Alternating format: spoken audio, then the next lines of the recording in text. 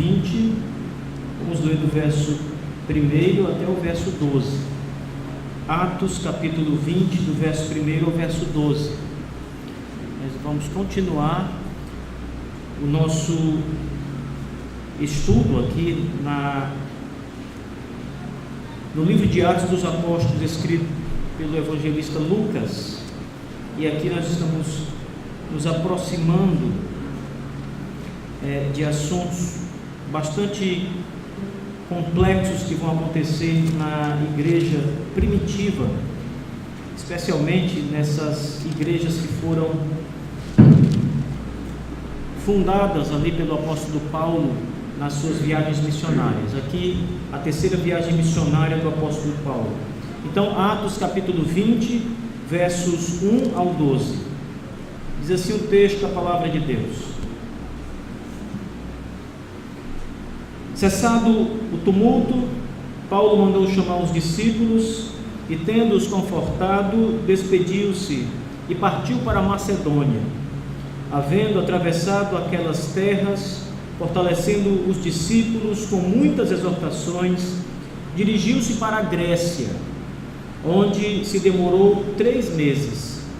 Tendo havido uma conspiração por parte dos judeus contra ele, quando estava para embarcar rumo à Síria, determinou voltar para a Macedônia, pela Macedônia.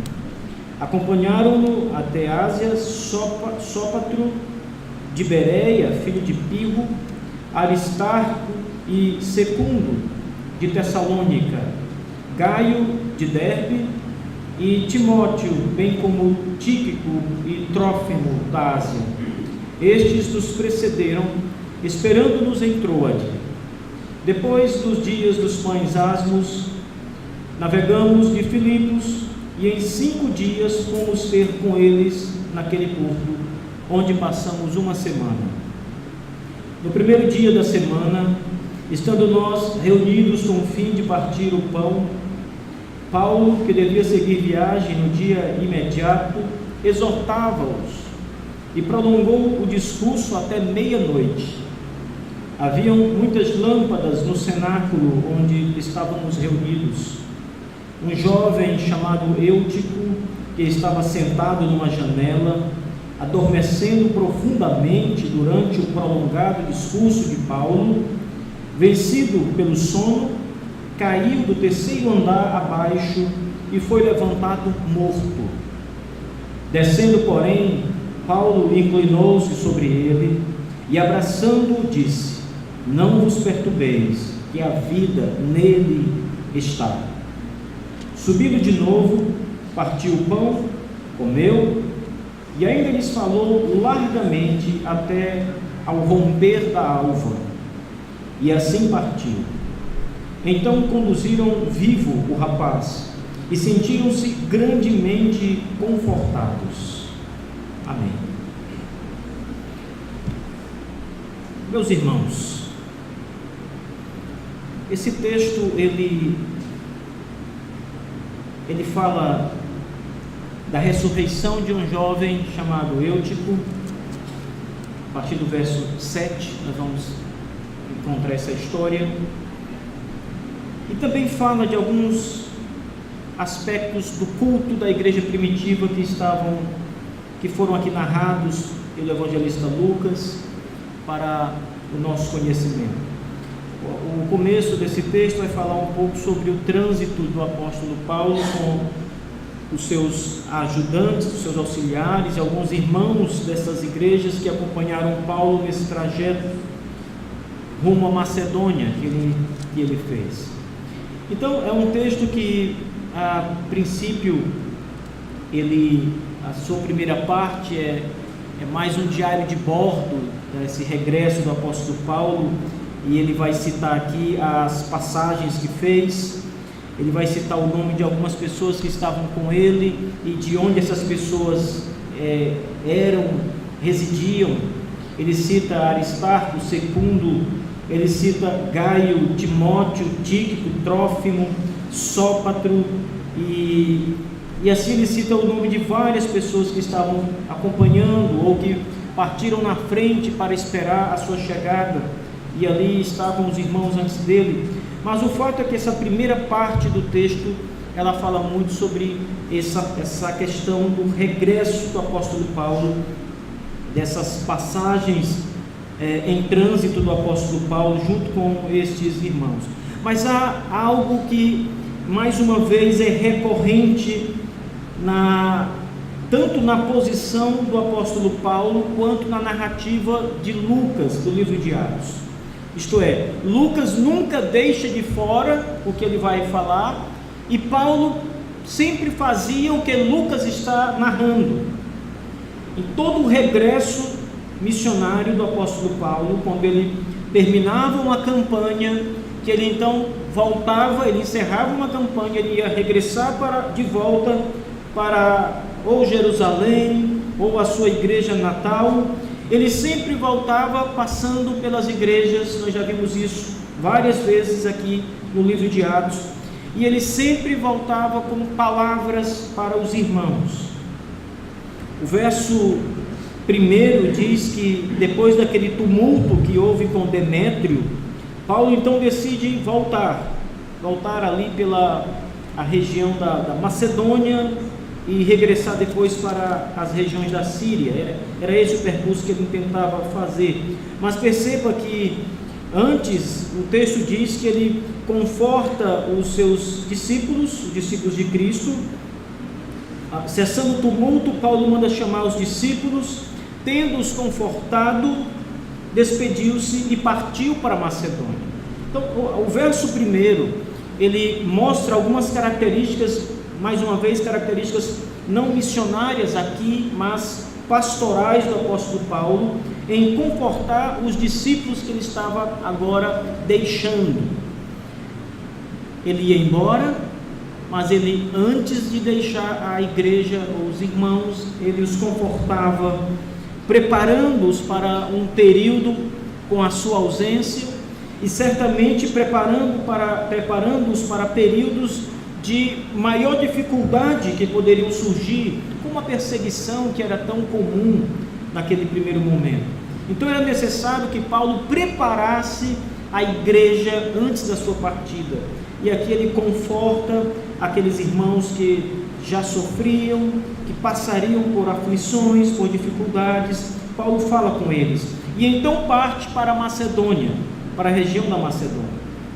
O texto diz que ele atravessa aquelas terras. Quando você olha o mapa tanto da Ásia Menor quanto dessa região da Europa, onde está a Macedônia, Grécia, toda essa região, você vai ver que Paulo fez uma volta por cima para poder chegar até o seu destino, a região da Macedônia, onde havia importantes cidades e igrejas já estabelecidas. Paulo então faz esse percurso por terra no primeiro momento, e o texto diz no verso 2 que ele fortalece os discípulos com muitas exortações. Não foi simplesmente uma visita cordial do apóstolo Paulo, o fundador de muitas igrejas, o apóstolo de Cristo. Não foi uma visita para simples saudações, para reencontros apenas, e nem para diversões ou qualquer outro propósito que venha à cabeça da igreja, ou de qualquer um de vocês aqui mesmo. Mas o texto de Atos, escrito por Lucas, deixa claro que o apóstolo Paulo vai até aquelas comunidades cristãs da Macedônia para fortalecê-los. Veja o texto. Para lhes dar força. Como é que ele faz isso? Como o apóstolo Paulo pode fortalecer aquelas igrejas, aqueles irmãos, os discípulos, como o texto aqui se refere à igreja de Cristo? O texto diz que ele lhes fortalece com muitas exortações. Irmãos, exortar traz uma ideia um pouco negativa num discurso, e até mesmo um pouco constrangedora. Então, quando alguém exorta uma pessoa, ele está ali levando até aquela pessoa uma mensagem que não é uma mensagem muitas vezes de sorriso no rosto, nem é uma mensagem que é a maioria das vezes agradável aos ouvidos, mas é uma mensagem firme, é uma mensagem muito firme, é uma mensagem de exortação, ou seja, de chamar a atenção, de preparar para algo que possa acontecer. É a semelhança daquilo que os pais falam com os filhos, quando eles estão conversando com os filhos, exortando-os a ter cuidado com as coisas do mundo, com as más companhias, com os locais onde eles frequentam. Os filhos não gostam muito de ouvir essas conversas. Eles acham que já sabem de tudo. Eles acham que não precisam ser exortados. Acham que é desnecessário esses discursos. E até são discursos encarados muitas vezes como uma bronca do pai ou da mãe. Mas na verdade, esse tipo de discurso apostólico aqui não era uma bronca, não era um discurso para ofender aqueles irmãos ou para constranger aqueles irmãos, mas era uma palavra que fortalecia.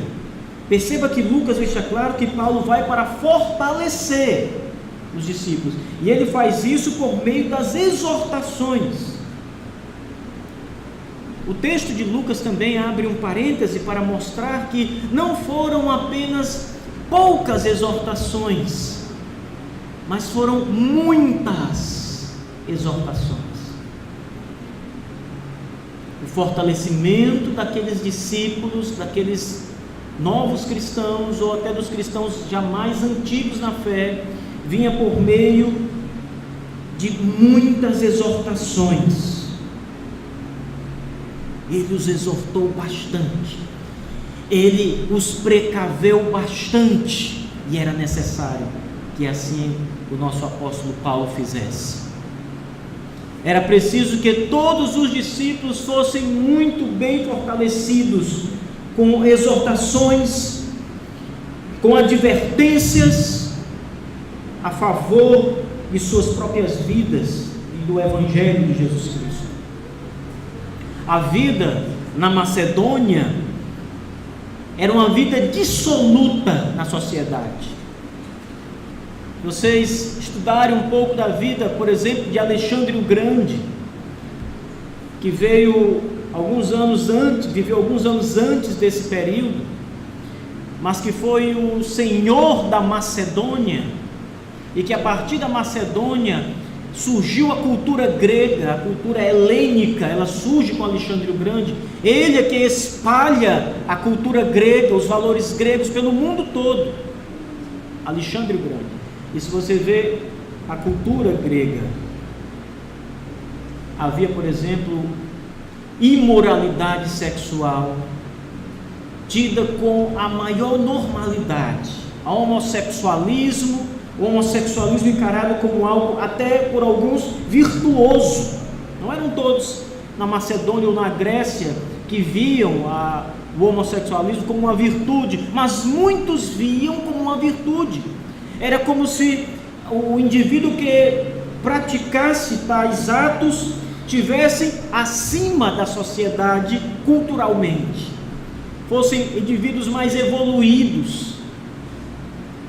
Então essa vida dissoluta era muito comum na toda a região da Macedônia.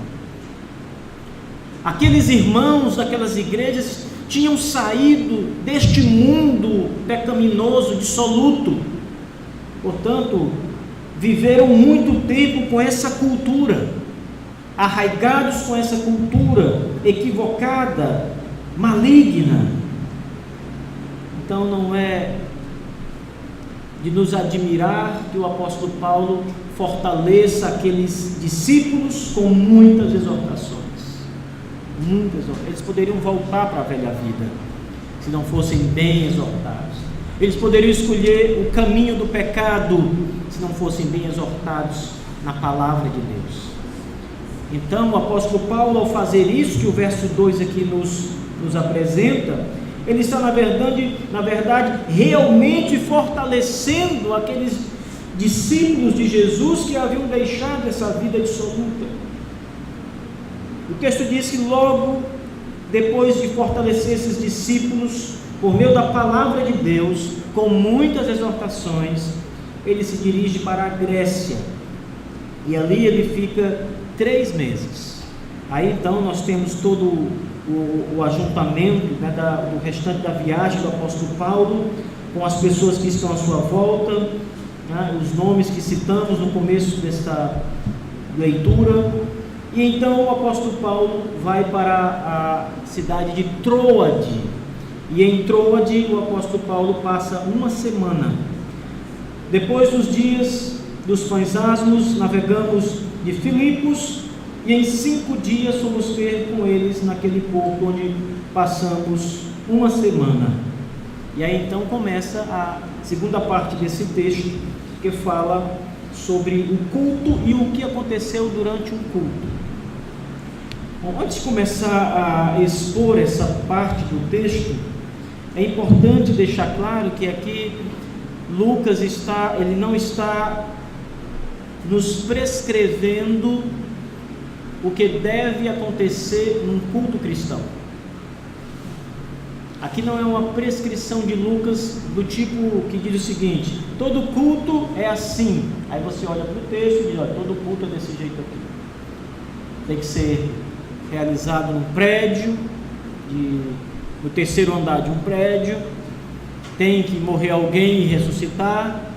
A gente sabe que hoje em dia na televisão tem muito culto que todos os cultos têm uma expulsão de demônios, né? Tem uma ressurreição, tem cura de doenças, todos os cultos. Então parece que essa é a regra, e todo culto terá algo extraordinário. Mas aqui Lucas não está dizendo o que tem que acontecer no culto, ele está simplesmente descrevendo o que aconteceu durante um culto, o que é bem diferente. Ainda assim, embora esse texto seja uma narrativa, como boa parte de Atos, nós temos aqui, irmãos, alguns elementos que são realmente importantes no culto cristão e que eu quero chamar a atenção de vocês. Quando Paulo chega na cidade de Troade, ele se reúne com a igreja, os discípulos do Senhor Jesus, e perceba, o verso 7 diz que eles se reúnem no primeiro dia da semana, isto é, eles se reúnem no domingo, o dia da ressurreição do nosso Senhor Jesus Cristo. O texto também diz que eles se reuniram com o fim de partir o pão, isto é, realizar a ceia do Senhor. Eles estão reunidos no domingo para celebrar a ceia do Senhor. O texto também diz que neste culto foi pregado a palavra de Deus. O apóstolo Paulo diz o verso 7, discursava aqueles irmãos, discurso longo inclusive, mas esses elementos eles são notórios nesse texto. O dia da reunião, domingo, o que eles estavam fazendo ou se preparando naquela reunião para fazer, que era celebrar a ceia do Senhor, e a pregação do apóstolo Paulo naquele culto. Durante esse culto acontece um acidente, um jovem cristão que está ali sentado, ele cai da janela do 3º andar, ele dorme, cai da janela e morre. Se vocês olharem para um prédio de 3 andares, você vai ver que não tem como escapar. É uma queda violenta, de fato. Então, o verso 7 ao verso 12 vai tratar dessa história do apóstolo Paulo com esta igreja aqui na cidade de Troade. Então, algumas coisas aqui, meus irmãos, elas são bem interessantes e eu quero trabalhá-las essa manhã com vocês. A primeira delas é quanto ao dia do Senhor. Essa é a passagem do Novo Testamento mais antiga a falar sobre esta reunião acontecer no domingo. É a primeira passagem bíblica que fala que os discípulos, a igreja, se reunia no dia do Senhor. Então, você vai pesquisando sobre o domingo como o dia do culto na igreja. A primeira passagem a relatar isso é essa do capítulo 20 e verso 7, a reunião da igreja, do culto da igreja no dia do Senhor, primeiro dia da semana. Naquele dia, o texto diz que os discípulos, Paulo, os demais irmãos, estavam todos reunidos. Era uma prática já, nesses dias do apóstolo Paulo, de a igreja se reunir nesse dia. Não foi Paulo que estabeleceu isso. Então, embora Lucas apresente pela primeira vez aqui essa reunião do dia do Senhor, ela já acontecia antes, nesse dia do Senhor, no dia da ressurreição. Mas é a primeira vez que Lucas relata isso. Então era comum que a igreja já guardasse esse dia, o dia da ressurreição de Cristo, para as reuniões de culto público, isto é, um culto para que toda a igreja participasse. Na verdade, não público no sentido geral, mas no sentido mais restrito da reunião dos discípulos, conjunta. Não aquele culto que nós realizamos em nossos lares, familiar, mas um culto onde todos que serviam a Cristo, poderiam se reunir e adorar a Deus. E isso acontecia no primeiro dia da semana, não no sétimo dia ou sábado, como era o costume dos judeus. Nós sabemos que Paulo aproveitava as oportunidades em que os judeus se reuniam no sábado para pregar a palavra de Deus para eles, acerca de Jesus e a ressurreição dos mortos. Então ele utilizava o dia sétimo, que era o dia que os judeus observavam segundo a lei de Moisés, ainda na velha dispensação, e Paulo utilizava esse dia para pregar, aproveitava a reunião dos discípulos, dos judeus, para pregar ali a palavra de Deus. Mas a igreja que já servia a Jesus e que já tinha toda a sua concepção, o coração mudado, transformado, que já sabia sobre a ressurreição de Cristo, que já havia sido inclusive discipulada sobre esses assuntos, já observava o primeiro dia como o dia do repouso, o dia do descanso, o dia do culto a Deus. E aqui está um exemplo disso no livro de Atos. No primeiro dia da semana, estando nós reunidos em culto, para partir o pão, mais uma evidência de que a reunião era cultica, era uma reunião litúrgica, para cultuar a Deus. Outro ponto, claro, é a pregação nesse dia que vai ser citada aqui. Mas observe que era prática da igreja essa reunião já no dia do Senhor. Se Paulo não observasse essa prática de guardar o domingo, o primeiro dia da semana, certamente as suas reuniões com os cristãos seriam no sábado e não no domingo, seriam no sétimo dia e não no primeiro. Mas acontece que a igreja já tinha realmente essa percepção de que o dia do descanso é o dia do Senhor. Já nos textos apostólicos dos evangelhos, nós temos essa ideia. No Apocalipse de João, nós temos também já essa ideia, quando ele recebe a revelação no dia do Senhor, ou seja, no primeiro dia da semana. Estão ali os discípulos reunidos em Troade, cultuando a Deus no domingo, no primeiro dia da semana.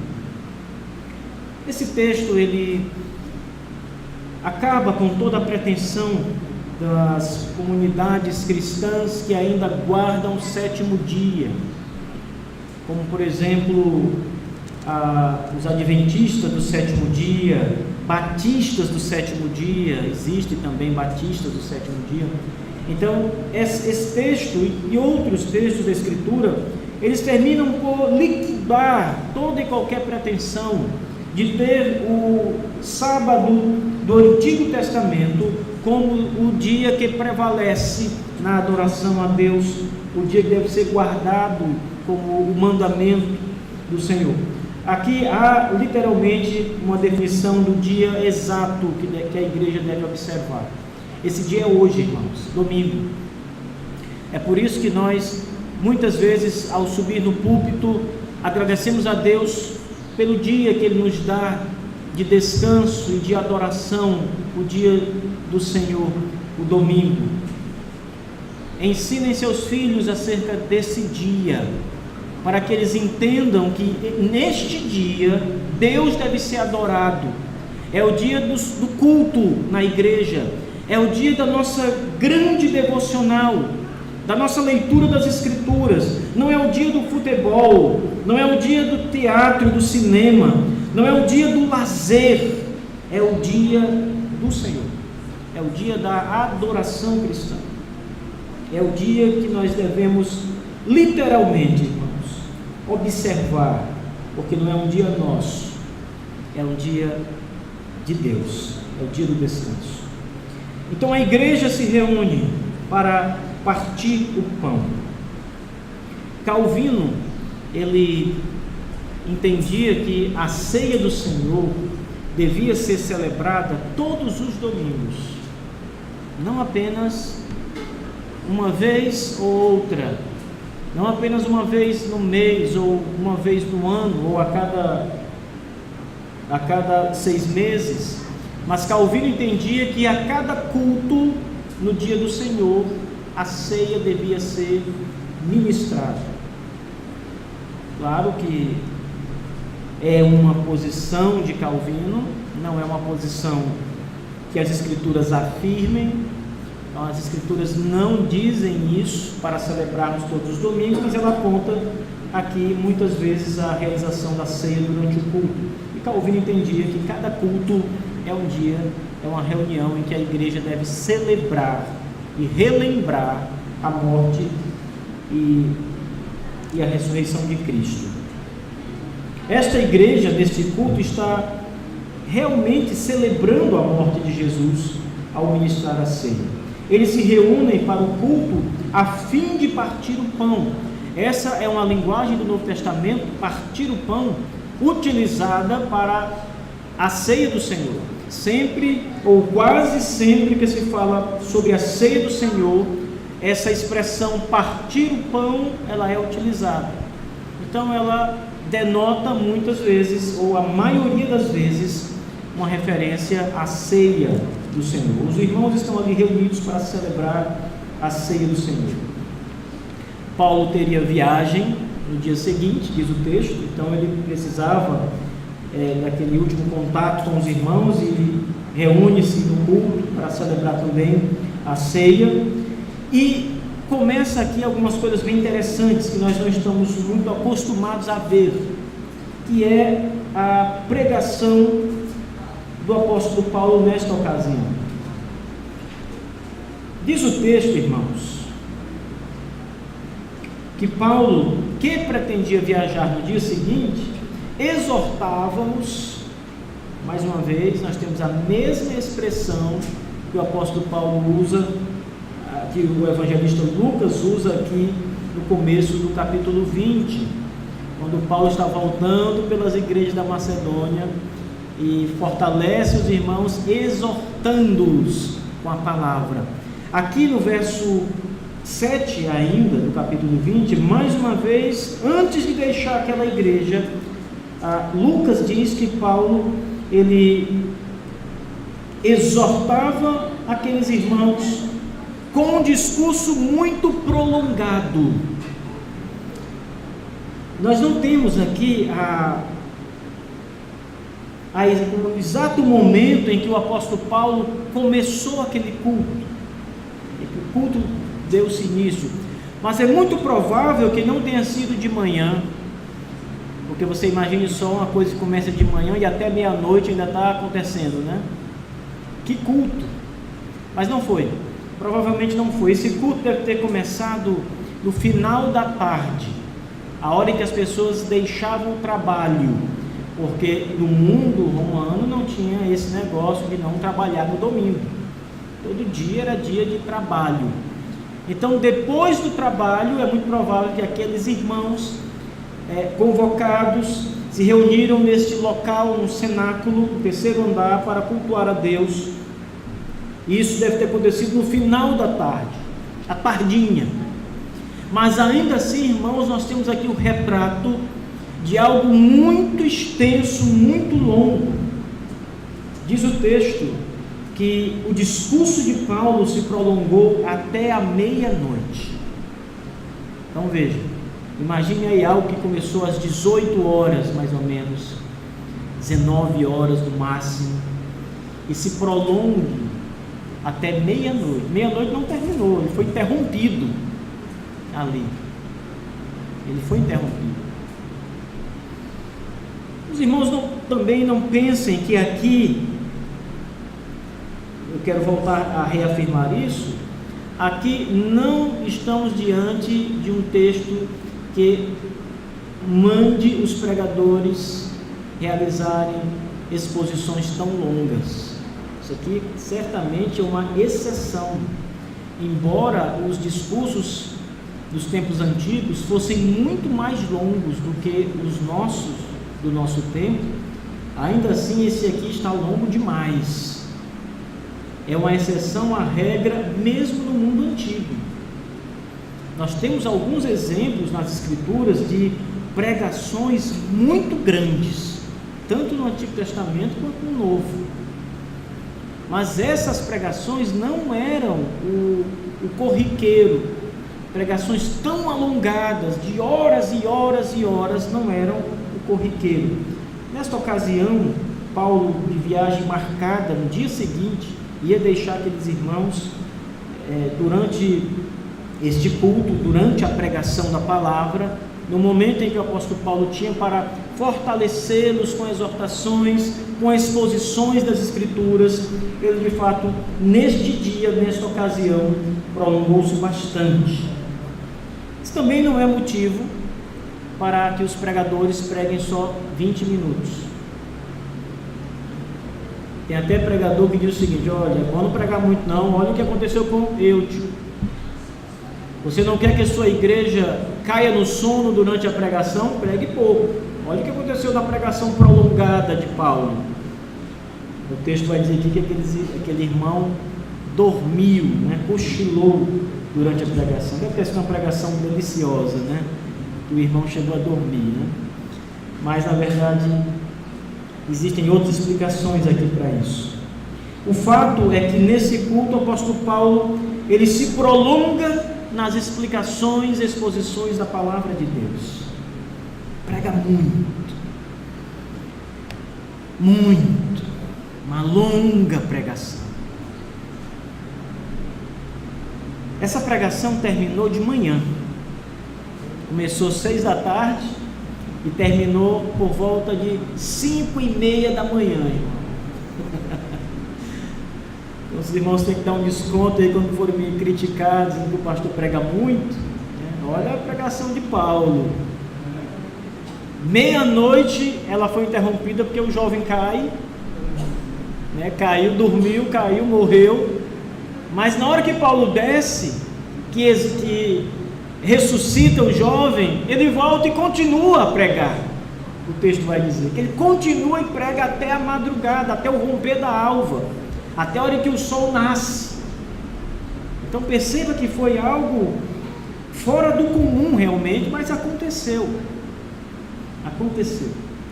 Então um discurso muito prolongado, necessário aos olhos do apóstolo Paulo. Esse discurso que começou cedo da tarde, da noitinha, se prolonga até a meia-noite. E então Lucas traz uma informação no verso 8 que parece assim, que não fazia muito sentido colocar essa informação aqui. Ele diz no verso 8: havia muitas lâmpadas no cenáculo onde estávamos reunidos. Então ele continua dizendo, contando a história, um jovem discípulo chamado Eutico. Então por que Lucas fala dessas lâmpadas, essa cena? Veja o verso 9. Um jovem chamado Eutico, que estava sentado numa janela durante o prolongado discurso de Paulo, vencido pelo sono, caiu do terceiro andar abaixo foi levantado morto. Então, o salão certamente estava cheio, ao cenáculo, o terceiro andar, alto, estava cheio. Esse tipo de salão era muito comum também nas regiões da Grécia, da Macedônia, salões com andar. Então esse salão devia estar lotado, porque o jovem Eude estava sentado no beiral de uma janela, certamente encostado aqui nessa parede da janela, ouvindo a pregação do apóstolo Paulo, as exortações de Paulo. Mas esse jovem, por volta da meia-noite, ele não resiste ao sono. Veja como é perigoso dormir nas pregações, né? Isso pode levar à morte. Vocês estão vendo aqui, né? Mais um ponto aí para os pregadores que não abordam o tema central do texto, né? Mas veja só, então esse jovem está sentado ali no beiral da janela, ouvindo a pregação, e de repente ele dorme. O texto diz, no texto original, que esse sono ele vem chegando devagar, ele vem aumentando.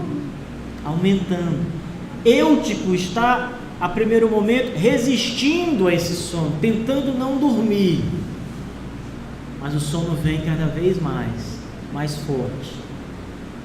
Se o irmão é motorista de caminhão, sabe mais ou menos o que é isso, né? O perigo que é, né? Então, Eutico está aqui, tentando resistir ao sono, lutando contra o sono, até que Lucas diz que ele é vencido pelo sono. O sono prevalece. E quando ele é vencido pelo sono, ele cai do terceiro andar. Cai morto, ele morre na queda. Agora a informação do verso 8. Havia muitas lâmpadas no cenáculo onde estávamos reunidos. Ao primeiro momento, essa informação, ela diz respeito à questão da preparação do ambiente. Era noite, né, tardinha, varou noite adentro, isso aconteceu à meia-noite, então o local do culto deveria ser iluminado para que houvesse condições apropriadas, mais confortáveis de cultuar a Deus, de Paulo exortar, pregar, olhando para aqueles irmãos que estavam ali. Só que naqueles dias eles não tinham a energia elétrica como nós. Eles precisavam usar um óleo para acender as lamparinas, e aquele óleo produzia um odor. E esse odor ele provocava sono nas pessoas. Se tivesse muito tempo no ambiente com aquele odor, e o texto diz que havia muitas lâmpadas acesas, ou seja, muitas lamparinas ali, aquele odor era muito forte, as pessoas ficavam sonolentas com ele. Sabe quando você toma, nosso amigo médico aqui sabe, toma um remedinho ali para uma coisa qualquer, uma dor de cabeça, uma coisa qualquer que você está acometido, e de repente duas coisas acontecem: ou dá fome ou sono, né? Então tomou aquele remédio, só anda com sono, dormindo. Aquele é um efeito colateral muitas vezes do remédio, né?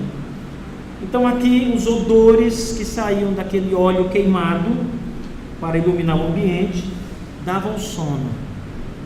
Eutico estava sentado na beirada da janela, mas vocês imaginem as pessoas que estavam no centro daquele salão.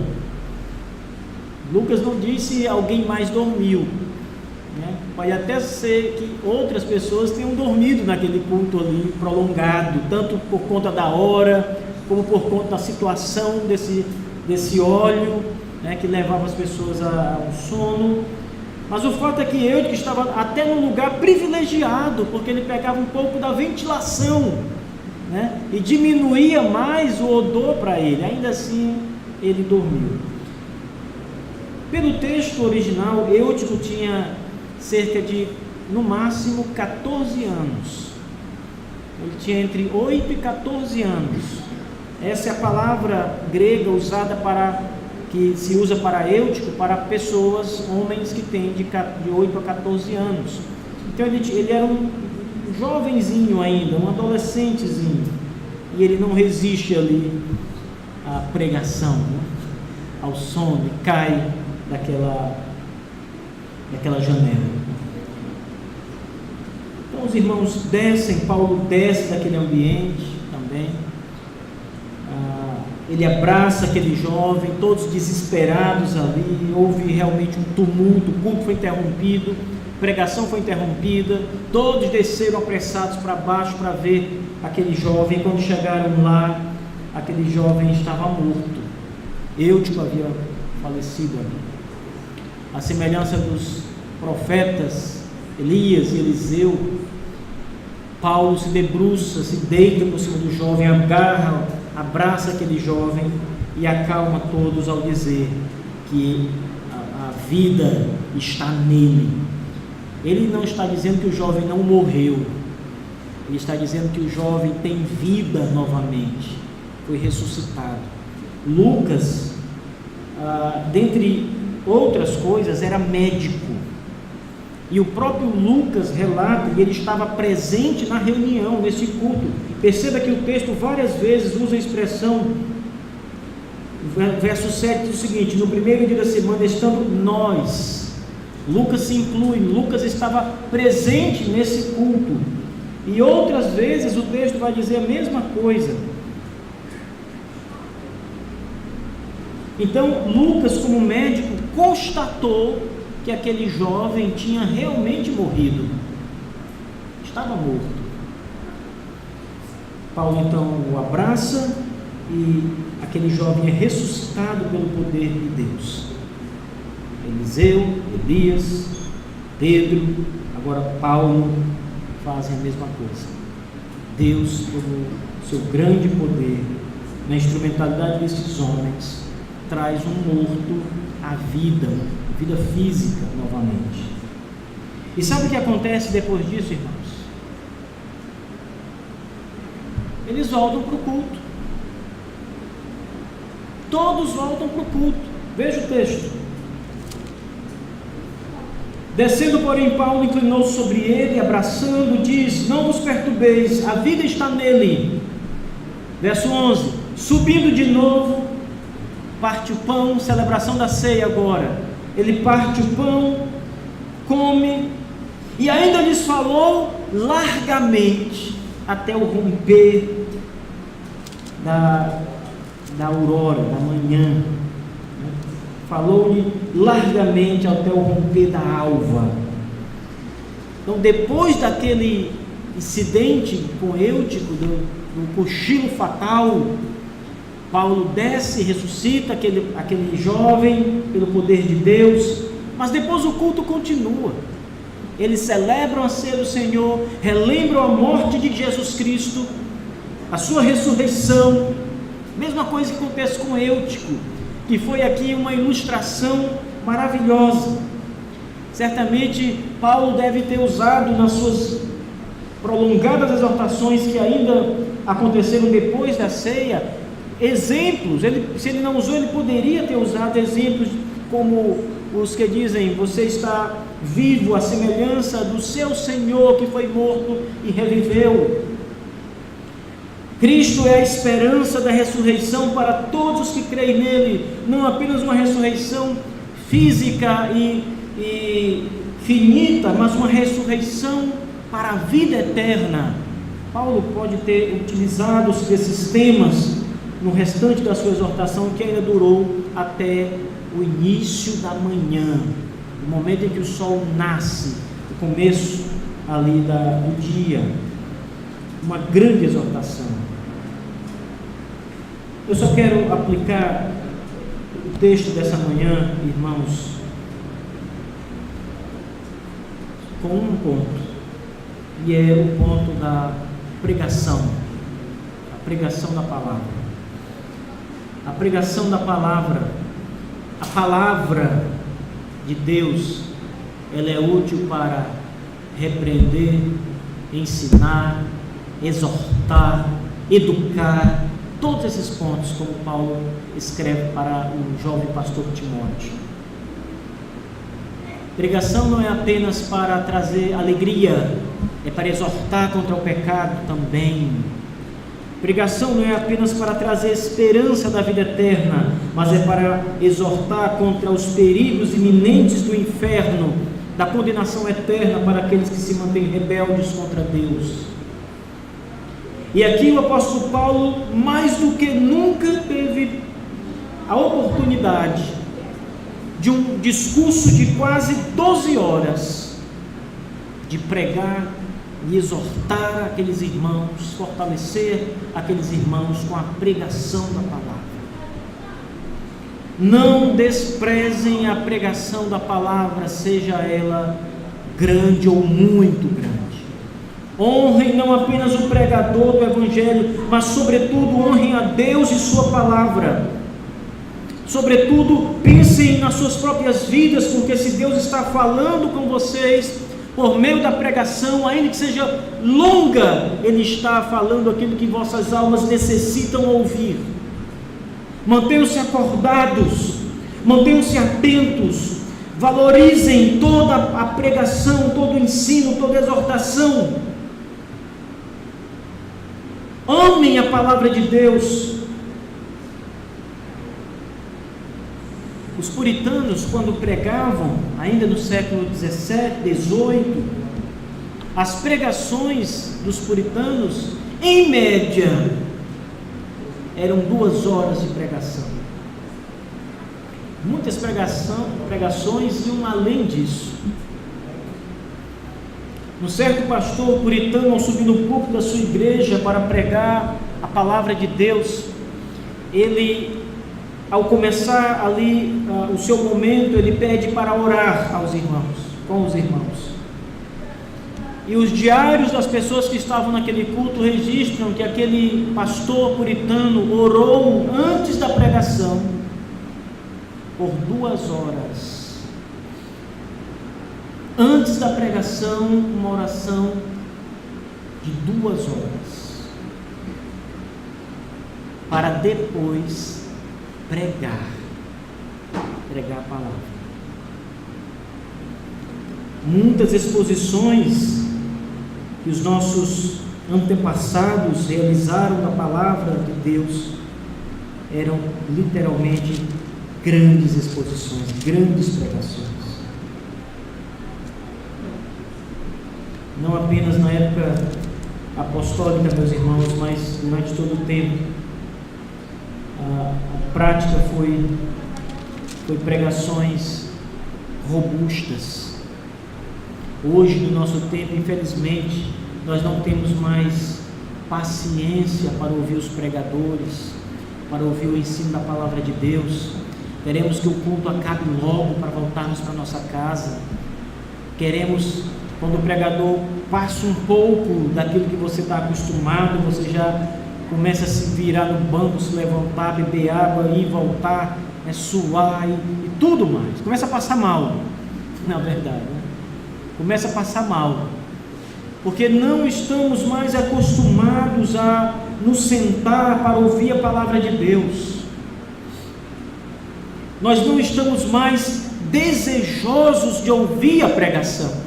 Outra ilustração de um pregador puritano diz que ele percebe que a igreja dele, que ele pastoreava, desprezava as próprias escrituras sagradas, não lendo as escrituras em seu lar, desprezando-a completamente, como muitos de nós faz hoje, no nosso tempo, onde a escritura fica jogada numa estante, nem sequer é folheada para ver pelo menos os títulos, ainda que não leia o texto que é inspirado, nem os títulos sequer as pessoas olham mais.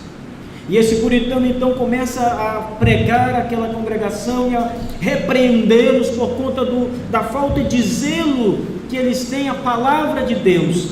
E ele diz: imagine se o Todo-Poderoso descesse hoje, viesse a esta igreja e tomasse a sua Bíblia. No púlpito puritano havia uma Bíblia muito grande, que era a Bíblia da igreja. E então ele diz: tomasse a Bíblia, a fechasse e dissesse: vocês não merecem a minha palavra, e virasse as costas e saísse. levando a Bíblia de vocês para nunca mais vocês terem oportunidade sequer de ler uma palavra da Escritura. Ele diz que a igreja começa a entrar em pranto quando ele ilustra isso. Não despreze a palavra de Deus, a pregação, o ensino, é vida. É assim que Deus fala conosco, irmãos. Se você deseja ouvir a palavra de Deus no seu coração, você quer saber o que Deus tem para te dizer, ouça a Escritura, ouça a pregação, ouça o Evangelho, porque Deus não fala mais por meios extraordinários como Ele fez no passado, quando a Escritura não estava ainda produzida. Ele não fala mais como as igrejas pentecostais dizem que Ele faz. Ele fala por meio da Escritura apenas, sola Escritura. A Escritura é suficiente. Então, quando você despreza a pregação, você despreza a palavra de Deus, a exortação de Deus para você, o ensino de Deus para você, que pode te fazer crescer, vai te fazer crescer. Almeje, deseje a palavra. Por fim, ainda vou dar mais um exemplo dos puritanos para vocês. Antes do culto do dia do Senhor,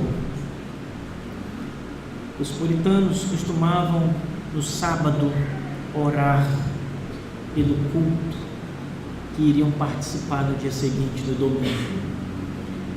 E eles oravam e suplicavam a Deus pela pregação da palavra, que eles iam ouvir do pastor. Deus, fale ao coração do nosso pastor.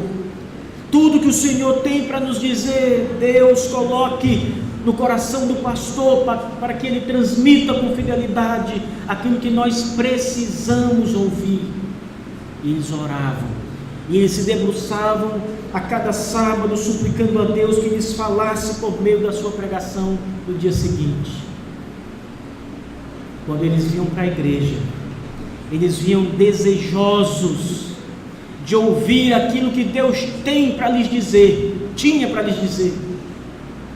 Eles sentavam nos seus bancos, oravam, cantavam a Deus, liam as Escrituras, mas quando o pastor subia no púlpito para pregar o Evangelho, eles estavam de ouvidos atentos. Eles diziam: agora Deus vai falar conosco. O que será que Deus tem para nos dizer hoje? Qual é o conselho de Deus dessa manhã para nós?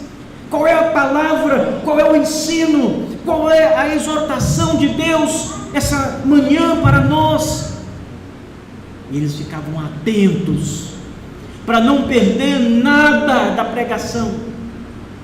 Eles queriam consumir tudo, até os ossos. Tudo. Consuma tudo da pregação. Ore pela pregação. Não despreze a pregação. Se ela for longa, ore para que Deus, pelo menos, use o pastor para trazer boas pregações, boas exortações, fidelidade na exposição. Ainda assim, não despreze a pregação da palavra, porque esse era o método, se posso assim chamar, do apóstolo Paulo nas igrejas: pregar a palavra de Deus. Esse era o método do apóstolo Paulo nas missões, nas suas viagens missionárias: pregar a palavra de Deus. Esse era o método do apóstolo Paulo quando ele ia na sinagoga dos judeus no sábado: pregar, expor as Escrituras, a palavra de Deus. Paulo não fazia outra coisa senão expor as Escrituras, pregar a palavra. Até nas orações apostólicas registradas, nós temos aqui um emaranhado de palavras retiradas das Escrituras, alusões às Escrituras sagradas. Assim, queridos irmãos, ouçam a palavra de Deus e tenham a palavra de Deus como o maior dos manjares que Deus lhe está dando a vocês. O maior presente,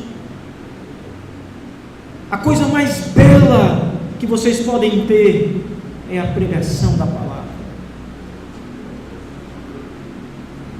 Que Deus nos ajude, a igreja,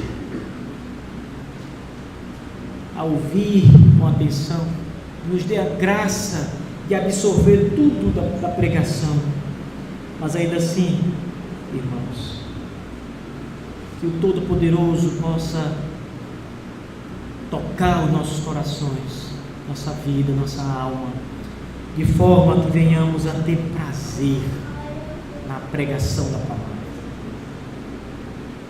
Que não seja um peso vir para a igreja ouvir o Evangelho, mas que seja uma ânsia nossa, um desejo ardente nosso da igreja, que seja um dia esperado, que seja o momento mais aguardado, a pregação da palavra, a ver o que Deus tem para nos dizer. Que Deus nos abençoe, que Deus nos faça ricos através dos seus conselhos, das suas exortações, das suas ordens, na sua divina palavra. Amém.